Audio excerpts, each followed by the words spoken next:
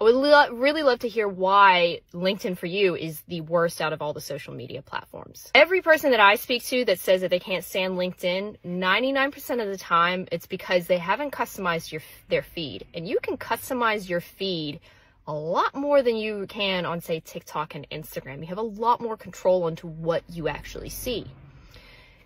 For example, so let's say Austin, who I follow on TikTok and LinkedIn, puts up a post about someone individual. Just as an example, let's say this one. And I'm not a fan of what Nick has to say.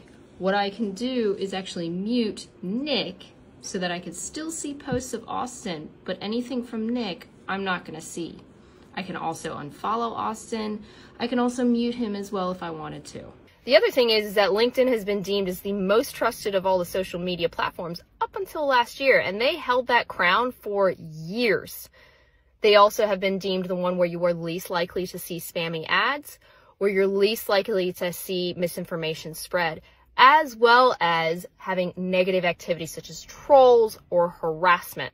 I find LinkedIn to be actually one of the safest platforms to work on, all because people know that that's a professional platform and it will come back to bite them if they're a dick.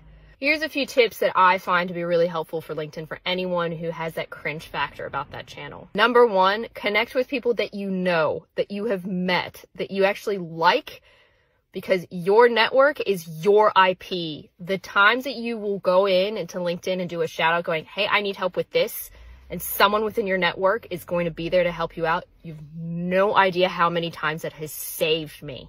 Two, if you are connected with someone and they post something or like something that you aren't a big fan of, you can turn that off. You can actually stop seeing the posts from people that they are connected to that you don't really like. And number three, follow pages that you actually really like and do things that you're really interested in. Use this to your advantage for professional development and not just to find a job.